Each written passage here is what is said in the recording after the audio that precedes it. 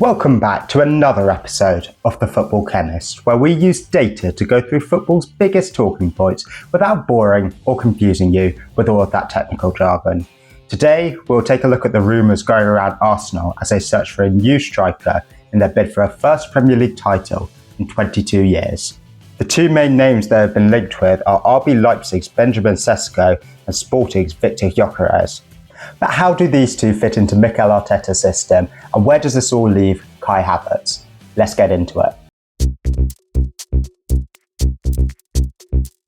That's hardly a hot take that Arsenal need a new striker, and this was apparent even before Havertz got injured in January last season, because quite frankly, they do not have an out-and-out goal scorer who can get them that 20-plus goals that a title-winning team normally has. And when we look at every team's top scorer last season, we can see Arsenal actually ranked 18th for this. Only Man United and Southampton were below Kai Havertz's goal tally of 9. Not a single Arsenal player got into double digits. And whilst you could say this is just one issue, Arsenal struggled to create chances and goal-scoring chances throughout the season. And when we look at the expected goals per team as we go down the league rankings, we can see that Arsenal, despite finishing second, actually was 7th highest for expected goals last season. So this shows that they do have a general problem with creating chances and scoring goals in general. Because this is somewhere where they've really struggled to keep up with the likes of Liverpool and Manchester City over the last couple of seasons. And when we look at some of the key attacking stats, we can see this is evident. They're there or thereabouts for goals, but then when we look at the XG, which I mentioned before, they're lagging behind, even more so when we look at shots on target, and they do not have a Salah or a Haaland, quite simply, and the goals from their top scorer combined over the last two seasons, which was Saka in the season before and Havertz last season, is nearly half of that of City's value. So Arsenal need a striker, and there are two main names that they have been linked with, Sesko and Gyokeres. So let's start with Sesko, who they've been linked with a bit more strongly, and how would he fit into Arteta's system? So who is Benjamin Sesko? Benjamin Sesko is a 21-year-old Slovenian striker who plays for RB Leipzig. He joined Red Bull Salzburg as a 16-year-old before moving to Leipzig in 2023. He has scored 27 goals over his last two Bundesliga seasons, and he was the third best for goals per 90 in the season before last. This shows that he is a fairly instinctive goal scorer, which is what Arsenal sorely need. As for his style of play, he is quite rounded, but the two things he mainly likes is to take defenders on, and he is also an aerial threat. He's got the height as we saw before, he's 194 centimetres, and this is shown by his top statistic being his percentage of aerials won. But don't let this think that he is just a target man, because he's also very high up for successful take-ons, and he is also quite adept at outperforming his XG, showing that he is a bit clinical. As for some of his worst statistics that stick out, his tackles won is very low, which could be a problem when adapting to the Premier League, where Arsenal like to press high up the pitch, and this is somewhere where Havertz especially likes to excel. Another concerning stat here are his touches in the attacking penalty area. This shows that he might not have that striker's instinct to get into the positions to score goals. Arsenal are quite good at creating chances, but often they do not have that number 9 in the box to put the chances away. So how does he compare to Gyokeres, and what can he bring to Arsenal that Gyokeres can't? So as we'll see later in the video, Gyokeres is a more traditional number 9 and traditional goal scorer, whereas Sesko is better with his build-up play and bringing the ball forward. And this is evident when we look at his touches in the middle third per 90, where he vastly outperforms Gyokeres. This shows that he likes to drop back into the middle third and get more involved in the creativity compared to a more traditional striker who stands up front and can sometimes get isolated, especially in the Premier League when you come up against stubborn defences who are quite hard to break down. He's also very good with his successful take-ons, as we can see here, and this means that he's very good at driving the ball forward, running at defenders and really trying to take them on and get into the box rather than waiting for things to happen. Another very key statistic to be good at if you want to adapt to the Premier League. And also, as we mentioned his height before, he is also a much better target man than Gyokeres. He's got the edge in aerials won, and he has got those extra 7 centimetres of height, which means that should Arsenal want to score headed goals or crosses, if their traditional style of play is not working, this could be a key stat. And we know Arsenal like to score from set pieces and to score headers, and this is even more evident when we look at the number of headed goals last season in the Premier League. Arsenal were joint second in this stat. They scored 13 headed goals, and so Sesko would be an ideal player for players like Saka or Martinelli to put balls into the box that he can convert. He'll also be a good threat at corners, which Arsenal also like. The other major take in Sesko's box is that he comes from a slightly more proven league than Gyokeres. The Bundesliga is a slightly more proven league than Liga Portugal, and we look at some of the most recent sales from Liga Portugal, we can see that not all of the players have adjusted too well. We can see the two highest profile forwards on this list, João Felix and Darwin Núñez, who have been notable failures despite a very high transfer fee. And should Gyokeres move to Arsenal, he will make this list, and so there'll be a lot of pressure and a lot of scrutiny on him, whereas Sesko comes from a more proven league and a higher quality league. So that's the case for Benjamin Sesko, but why are Arsenal interested in Gyokeres as well, and what can he bring to the table to rival Sesko? Now, I'm sure plenty of you are very familiar with Viktor Gyokeres, but who is he?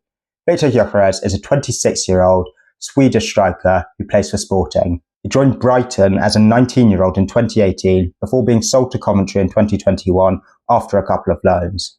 In 2023, he joined Sporting, where he drastically increased his goal-scoring rate, and because of this is now considered one of the best strikers on the market right now.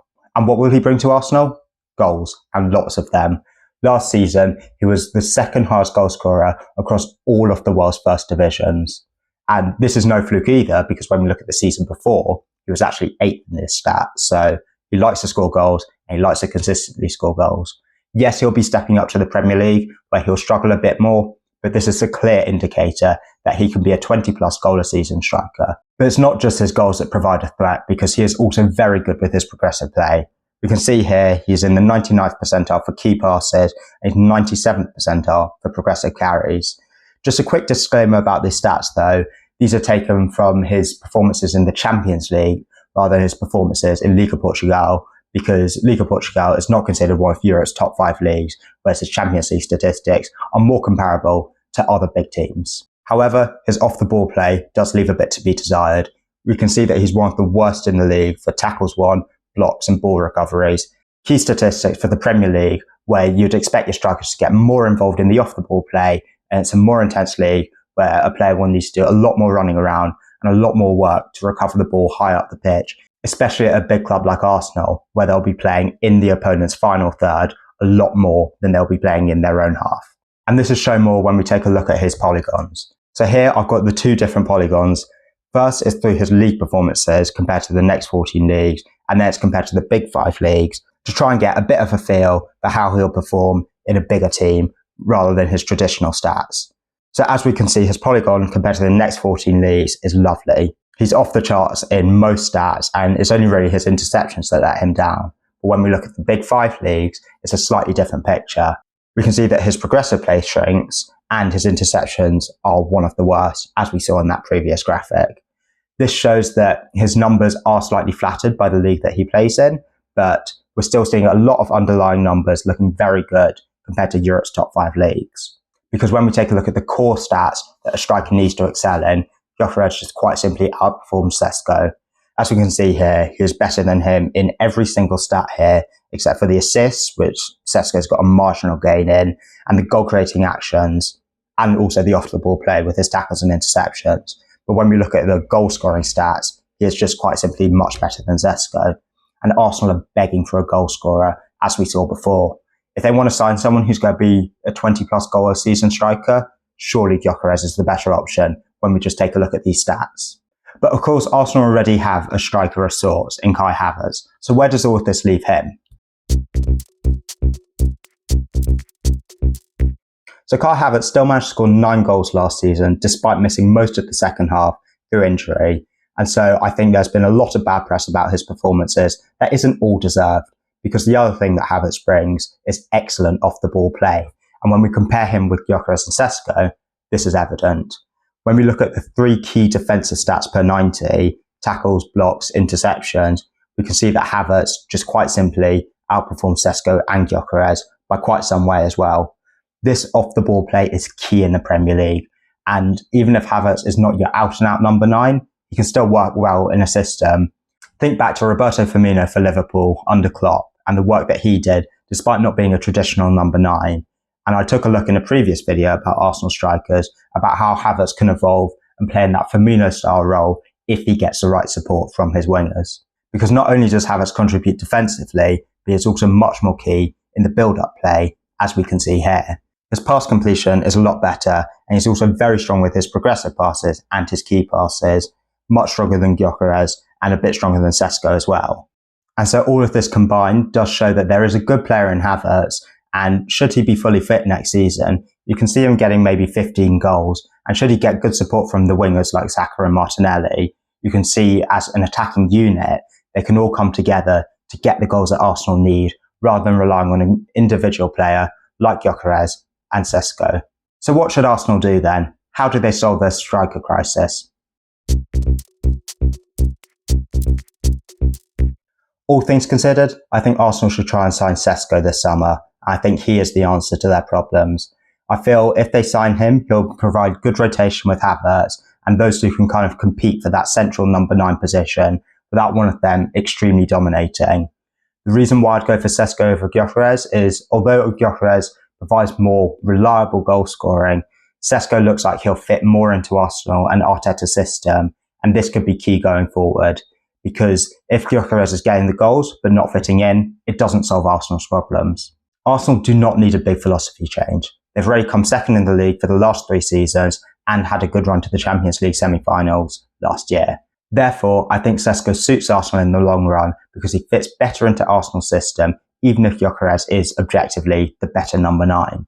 However, I do stand what I said in a previous video about Ollie Watkins being the best option, because in terms of Arsenal's transfer budget, it is thought that they'll have approximately £100 million to spend, plus any funds from player sales. But when we look at the players that they're trying to offload, it doesn't seem there are many players that they got there who can generate serious funds. And so if the rumours around Martin Zubimendi are true, Arsenal can likely only sign one more marquee player. Will it be Gyokeres? Will it be Sesko? Will it even be Watkins? We'll see. But what do you think? Who should Arsenal sign to solve their striker problem? Do you think Gyokeres is a better option, or would you rather see the Gunners go for Sesko? Please let me know what you think in the comments below, and give this video a like if you like what you see. Also, feel free to subscribe to this channel if you want to see more content like this. It really helps with the channel's growth. And give us a follow on Instagram if you want to see some more short form and behind the scenes content. I'll see you next time.